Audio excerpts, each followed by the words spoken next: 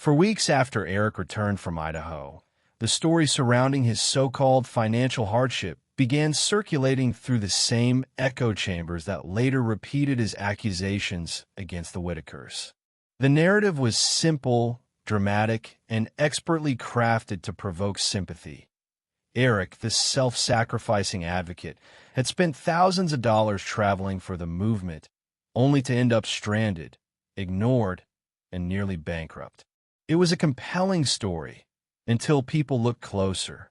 The cracks began forming when viewers revisited his own July 31st livestream, recorded just 1 month after his first visit to the Whittakers.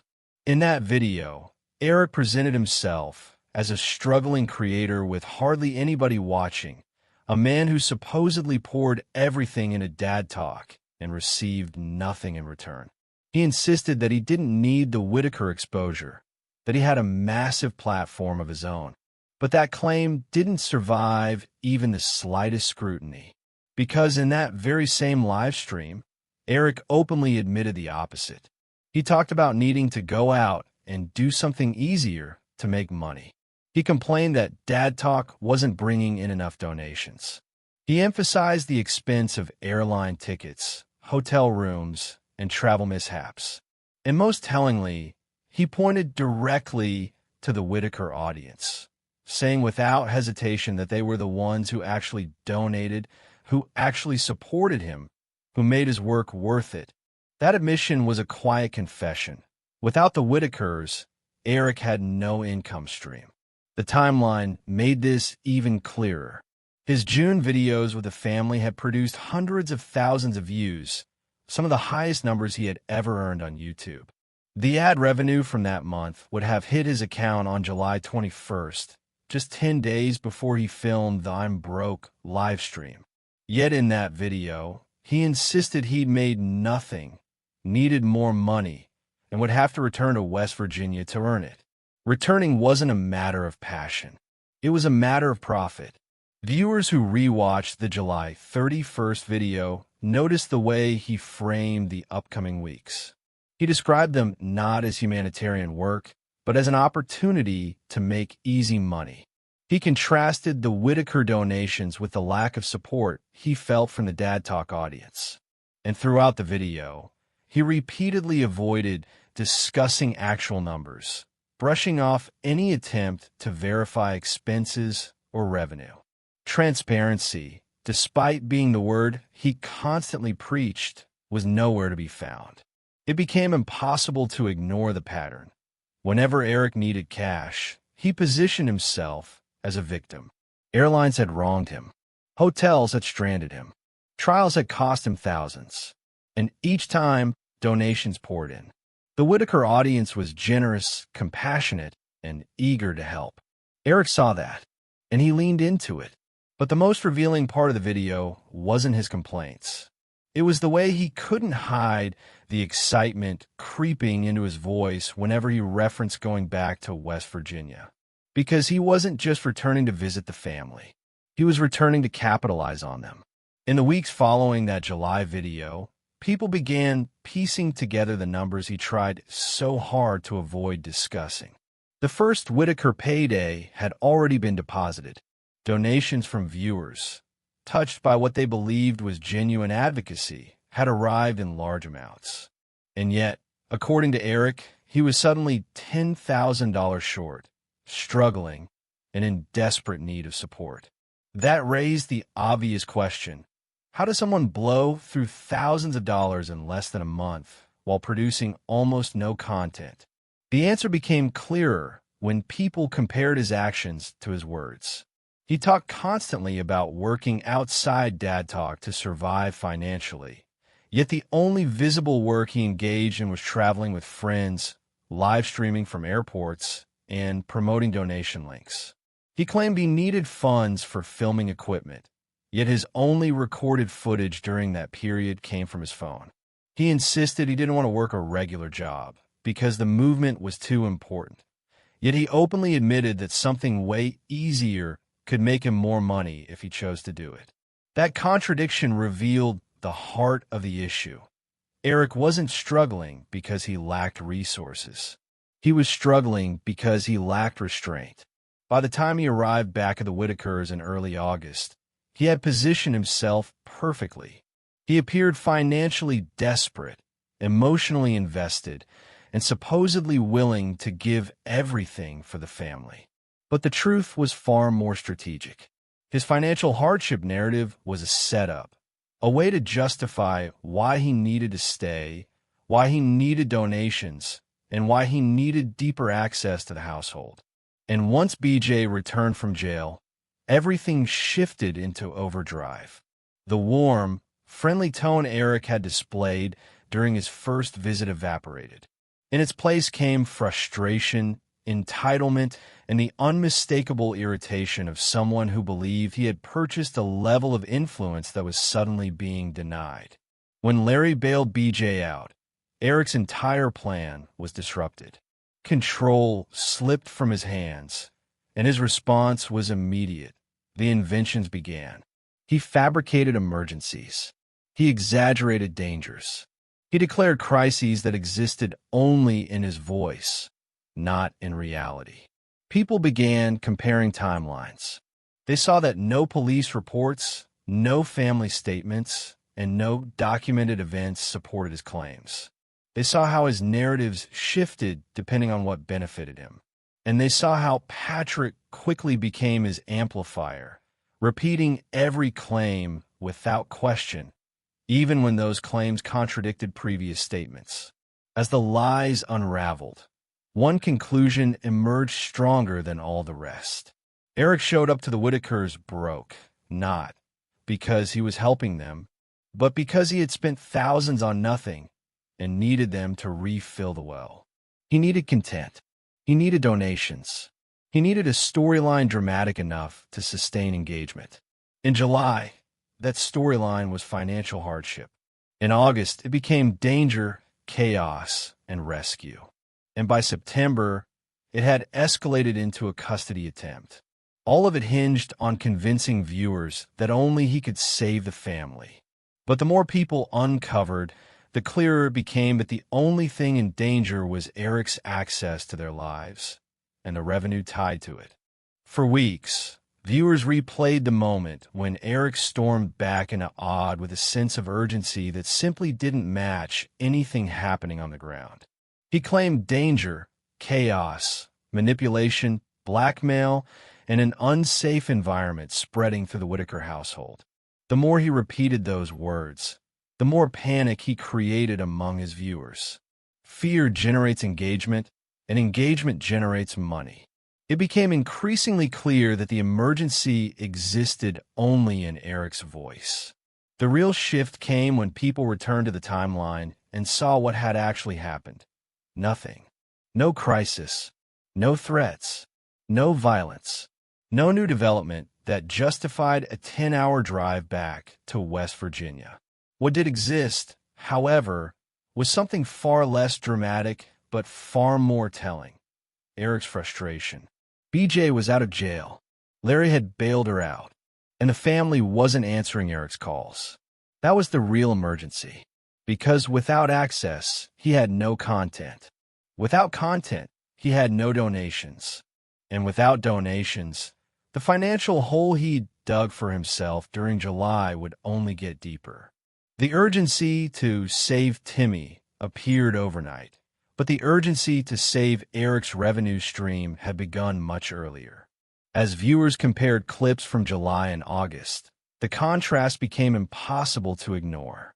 During his first visit, Eric was relaxed, confident, and full of plans about double-wides, barnuminiums, renovations, and a future he imagined himself controlling. But as soon as BJ re-entered the picture, his confidence dissolved. The tone of his videos changed. His language sharpened. He spoke in absolutes. She has to go. She's dangerous. She's controlling. She's manipulating Larry. But none of those claims existed before BJ reappeared, and none were ever confirmed by the family themselves. The turning point came on August 24th. The same day Eric began announcing to the internet that the situation was spiraling and he had no choice but to rush back. But even on that day, not a single eyewitness described any problem. There were no police reports, no emergency calls, no neighbors reported disturbances. The only person claiming there was a crisis was Eric. People began asking the obvious question, why August 24th? The answer, once uncovered, pointed directly to motive. It was the week Eric learned that the early Whittaker videos had produced more revenue than anything he'd created for Dad Talk in months. It was also the week he realized he needed another surge of engagement before September. Financial desperation and ambition collided at the same moment, and the consequences would shake the entire family. To escalate the story, Eric needed more than a vague claim about a phone being held in a camper. So the accusations grew. First, BJ wasn't sharing the phone. Then she was controlling the household. Then she was blackmailing Larry for gas. Then she was putting Timmy at risk. The allegations inflated with each retelling, and all of them traced back to a single source, Eric himself. The more he told the story, the more exaggerated it became. But the viewers watching closely noticed something critical. He never told the story the same way twice. Details shifted. Timelines moved. Names, motivations, and circumstances changed from clip to clip. That inconsistency revealed something deeper. The narrative wasn't growing because new facts emerged. It was growing because Eric needed it to grow. Patrick, meanwhile, drifted into a role he wasn't ready for. Early on, he had presented himself as an independent creator, someone documenting the family with a neutral lens. But as Eric's pressure increased, Patrick became an extension of the narrative. He repeated Eric's claims. He remodeled his language to match Eric's tone. He added credibility simply by being a second voice telling the same story, even when he didn't appear to fully understand what he was reinforcing. Together, they created an echo chamber with just enough volume to sway viewers who didn't yet know the full picture. But the audience wasn't static. People were watching, analyzing, comparing, and, most importantly, remembering. They remembered how genuinely happy Larry appeared around BJ. They remembered how freely the family moved around the property without fear. They remembered how no one ever mentioned coercion until Eric needed it to exist. That memory became the thread that unraveled the entire gas money narrative. During his early visits, Eric never once expressed concern about Larry being coerced. In fact, he often filmed Larry helping BJ willingly, laughing with her, and moving around her camper with ease. There was no tension in those moments. No fear, no hesitation, nothing resembling the dramatic danger Eric would later invent. When viewers compared those early clips to Eric's sudden accusations, the dissonance was glaring. The story hadn't changed because the situation changed. The story changed because Eric needed the situation to look different. And the more people examined his behavior, the more manipulative it appeared. The gas story, framed as a crisis of morality and safety, served a strategic purpose. It allowed Eric to depict BJ as an aggressor, Larry as a victim, and himself as the only one brave enough to intervene. That framing positioned him not only as the hero, but as the necessary guardian for Timmy. Without that narrative, he had no justification for attempting to remove Timmy from the home. So he built one. He turned a mundane issue, gas used for a generator, into evidence of criminal behavior. He exaggerated simple disagreements into threats. He reframed family dynamics into abuse. And the more dramatic the accusations became, the more viewers Eric gained. Because fear engages faster than truth. Patrick's involvement further complicated matters. Once unassuming, he now played the role of reinforcement, repeating claims with a seriousness that made them sound legitimate. But each repetition carried the same flaw, the absence of evidence. The accusations didn't come from Betty. They didn't come from Larry. They didn't come from neighbors or authorities. They came exclusively from the two men who benefited most from escalating the story. And as viewers compared Patrick's words with Eric's, they realized something startling. Patrick often repeated the claims even when he wasn't present to witness them. He echoed Eric's narrative not because he had seen anything, but because he trusted or depended on the story being true. That dependency helped fuel the deception. Meanwhile, in the actual household, life continued normally. The tensions Eric described existed nowhere except in his own broadcasts. Larry still walked over to BJ's camper. Betty still cared for her family. And Timmy's day-to-day life remained unchanged until Eric began portraying the family as unstable. Slowly, the viewers who once believed Eric began to shift. They questioned. They analyzed. They dug deeper. They realized the timeline didn't match the claims. They saw how the narrative only escalated after BJ refused to cooperate with Eric. They saw how the accusations always aligned with whatever he needed next. The gas money story wasn't a revelation. It was a strategy. It gave Eric justification for inserting himself where he didn't belong. It allowed him to portray himself as the rescuer. It created urgency and fear. And most importantly, it strengthened the narrative he needed if he hoped to walk out of West Virginia with Timmy by his side. But as viewers uncovered the truth, a far more disturbing question began to surface. How far was Eric willing to go to maintain this deception? Because once the gas money lie unraveled, it exposed something larger, not a single falsehood, but a pattern. A willingness to fabricate emergencies. A willingness to weaponize innocence. A willingness to exploit both a vulnerable family and a trusting audience. And behind each of those choices lay the same unsettling motive: personal gain. Comment below, what do you think actually motivated Eric during this entire period? As people revisited the unraveling sequence of events, one question took center stage. If the gas money story was false, then what really sparked the sudden, dramatic collapse of trust between Eric and the Whittakers? The more viewers study the clips, the clearer it became that the crisis didn't originate from the family at all. It originated from Eric himself, specifically from his financial desperation, his emotional investment in Timmy, and his need to maintain momentum after blowing through thousands of dollars with nothing to show for it. The story truly began to fracture when viewers analyzed the contrast between Eric's behavior before BJ's release and after. Before her return, Eric was confident, optimistic, even boastful about what he planned to accomplish for the family. He hinted at renovations, new homes, new opportunities.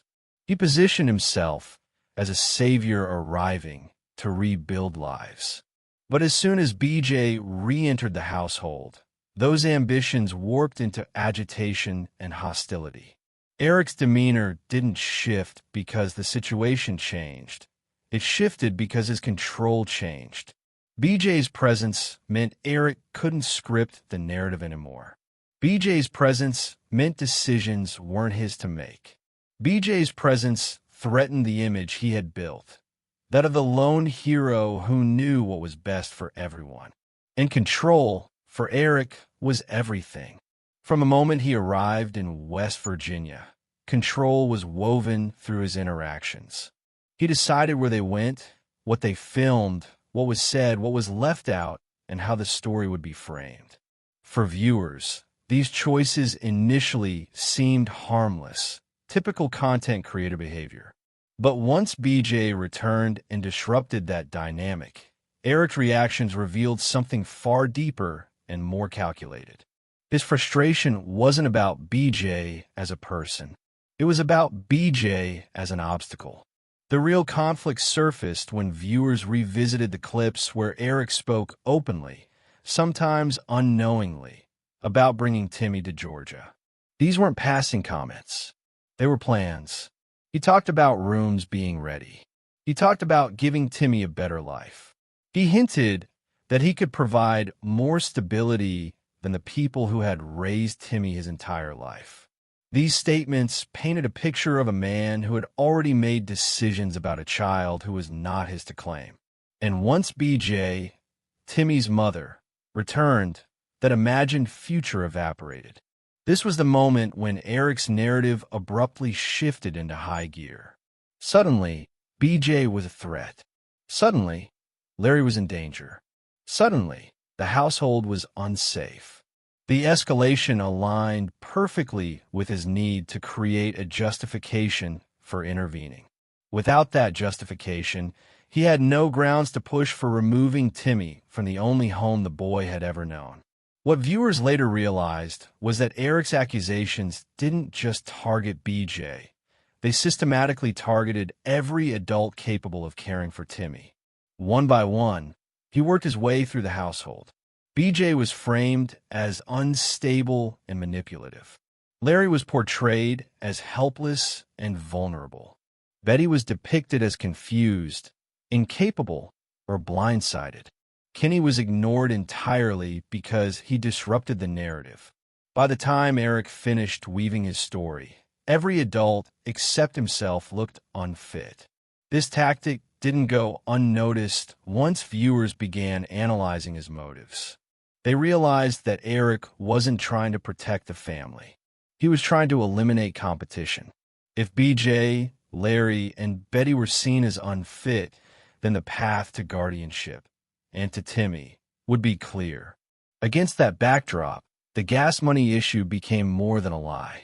It became a foothold, a small, mundane detail that Eric inflated into evidence of criminal behavior. A trivial situation transformed into a narrative weapon, a convenient justification for inserting himself deeper into the household's personal affairs. But as soon as viewers began questioning the specifics, the entire structure fell apart. Because the truth was painfully simple. Larry had bought gas willingly for years. He had never once described BJ as coercive. He had never indicated fear. He continued interacting with her warmly, even affectionately, after the accusations began. This wasn't the behavior of a man blackmailed into compliance.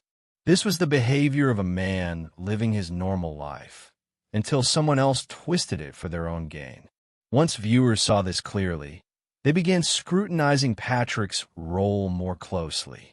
In the early days, Patrick had appeared inexperienced, even timid, overwhelmed by the viral attention surrounding his introduction to the Whittakers. But as Eric's narrative intensified, Patrick's behavior shifted dramatically. He began echoing Eric's claims, repeating lines that didn't match his own previous statements, and inserting himself into conflicts that didn't involve him. The more people watched, the more Patrick seemed to operate not as an independent creator, but as Eric's reinforcement. His involvement lent credibility to Eric's claims, not because he had evidence, but because having two voices saying the same thing created the illusion of truth. Yet whenever Patrick was questioned about key details, he stumbled. His dates didn't align. His descriptions didn't match his own earlier footage. His conclusions lacked first-hand observation. This raised the unsettling possibility that Patrick wasn't just supporting Eric. He was being used by him, whether knowingly or not. Patrick became the second pillar, holding up a narrative built entirely on fiction. And in doing so, he helped propel a situation that would ultimately tear the family apart. What emerged next was even more disturbing. As viewers dug deeper, they noticed something Eric had never acknowledged publicly. His financial narratives always centered around struggle. Plane tickets, rebookings, emergencies, last-minute expenses. He talked about being stranded. He talked about losing money. He talked about working tirelessly without support. But never once did he mention the thousands he spent on things that had nothing to do with helping the Whittakers. Travel that wasn't necessary. Hotels that weren't required. Lavish meals. trips that he disguised as work, and equipment he never used. It became increasingly clear that the so-called $10,000 expense wasn't a sacrifice for the family. It was a lifestyle cost. Money spent recklessly, impulsively, or irresponsibly. Money he didn't want to admit he'd wasted. Money he expected his audience to replace under the guise of advocacy and urgency. When he finally arrived at the Whittakers' house again, exhausted and dramatic, claiming financial ruin, viewers initially sympathized. He spoke with emotion. He framed himself as a martyr. He portrayed his return as an act of bravery. But once people understood the truth, that moment looked less like sacrifice and more like manipulation. Eric didn't return because the family needed him. He returned because he needed them. He needed content. He needed donations. He needed relevance. He needed a storyline dramatic enough to distract from the fact that he had blown through thousands of dollars without producing anything meaningful.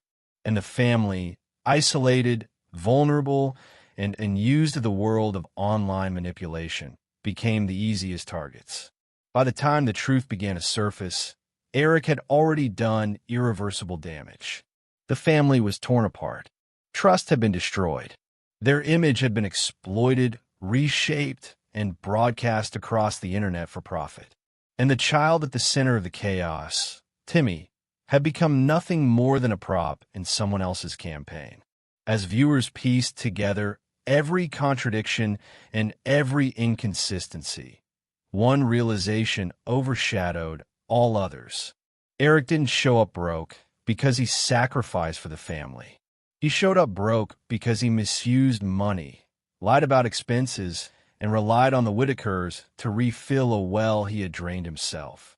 And once that truth became clear, questions emerged that were far darker than anything he had accused the family of.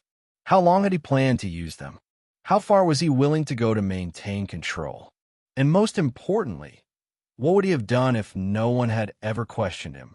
The answers began forming in the footage he left behind, and none of them painted him as the hero he claimed to be.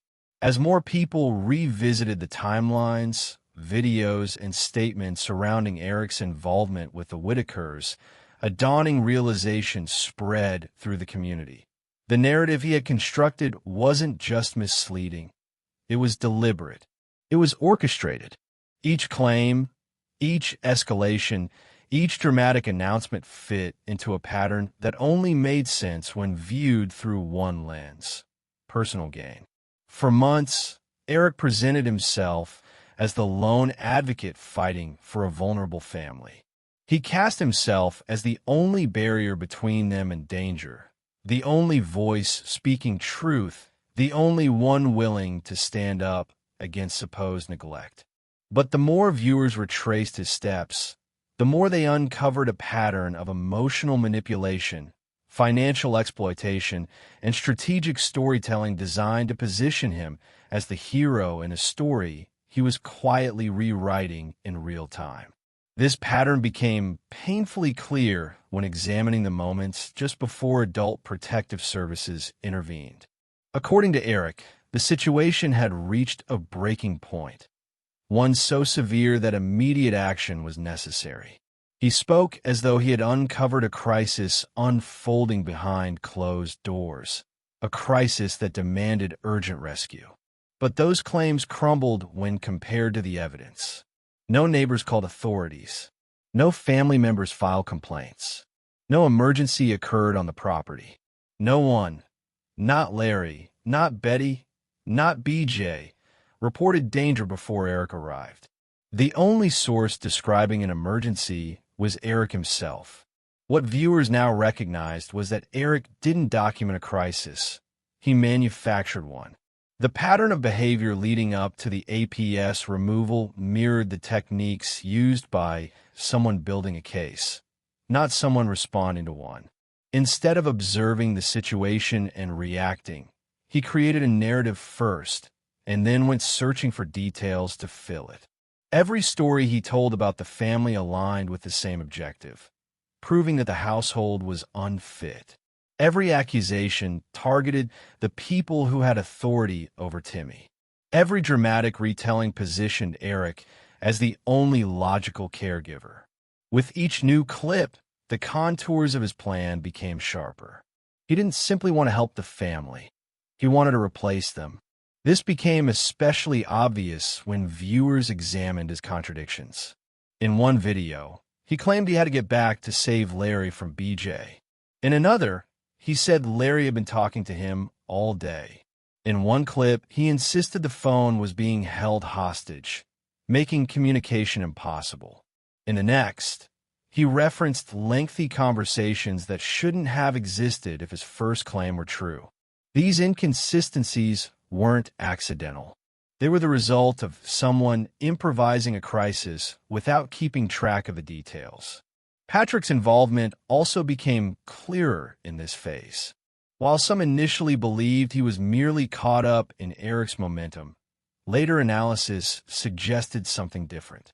The clips showed Patrick adopting Eric's language, tone, and conclusions almost immediately.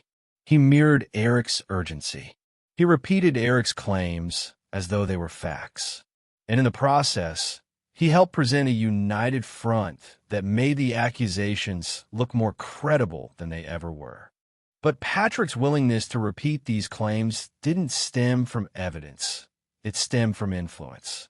Eric needed a second voice to reinforce his story, and Patrick, whether knowingly or not, provided it. Together, they constructed a narrative strong enough to convince viewers and, eventually, to convince authorities. A narrative that, once dismantled, revealed how little truth it ever contained. As viewers traced the events leading up to APS involvement, they realized something chilling. The investigation didn't begin because of an external report. It began because of the case Eric presented. The more he escalated the situation online, the more he portrayed the family as incapable, unsafe, or neglectful, the more he pushed the story into the public sphere. And once APS became involved, the foundation they relied on was the narrative he had created. This realization led to the question no one wanted to ask. Would APS have ever intervened if Eric hadn't engineered the crisis? The consequences of his actions were catastrophic. The family was separated. Their lives, once fragile but intact, were permanently disrupted. Their routines disappeared. Their stability shattered. And all the while, Eric continued creating content, live streaming updates, framing himself as the anguished witness to their suffering, without ever acknowledging the role his own actions played in causing it. But the unraveling didn't stop there. Once viewers looked deeper, they uncovered the financial layer Eric had been hiding. His claims about spending $10,000 for dad talk, his descriptions of empty bank accounts, his stories of being stranded at airports, it all aligned with someone who had mismanaged funds and needed a cash injection. And what provided that injection? The Whittakers. The timing of his sudden return, his sudden urgency, his sudden need to save Timmy, aligned perfectly with the moment his money ran out. That connection reframed everything. It reframed the drama he created. It reframed the lies he told. It reframed the emotional manipulation he engaged in.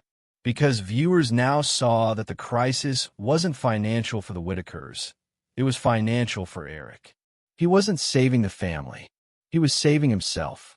This truth became even clearer when viewers looked at how Eric reacted when the Whittakers didn't behave the way he expected. When they didn't praise him, he grew distant. When they didn't follow his suggestions, he grew agitated. When they didn't treat him as the authority he believed himself to be, he grew hostile. His generosity had conditions. His help had strings. His involvement had an agenda. He didn't want to empower them. He wanted to own the narrative around them. Once that illusion crumbled, the audience was left to confront an uncomfortable truth. The suffering of the Whittaker family wasn't an unfortunate byproduct of Eric's involvement. It was the direct result of it. His manipulation, his exaggeration, his financial desperation, and his desire for guardianship created the storm that tore the family apart. The final blow came when viewers realized how little accountability Eric ever accepted for what happened. He blamed everyone but himself. He blamed the system. He blamed BJ. He blamed Patrick when things soured between them. He blamed critics, haters, trolls, anyone who questioned him. But he never once acknowledged that the narrative he created, the lies he told, the drama he escalated, the families he disrupted, had consequences. Serious consequences. Consequences that outlived his videos. Consequences that devastated a household. Consequences that cannot be undone. And when viewers pieced everything together, every timeline, every contradiction, every manipulation, one question became unavoidable. How many lives would Eric have been willing to disrupt for the sake of maintaining the image he had built? The answer, shown not in words but in actions, was simple, as many as it took. Because in the end, Eric didn't show up to West Virginia to rescue a family. He showed up to rescue his career, his ego, and his wallet. And the Whittakers, unaware of the scale of his deception, became the collateral damage of a story they never chose to be in. Comment below.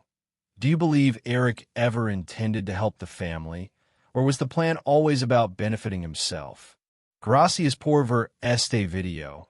Has click aqui para ver otro video que podría interesarte.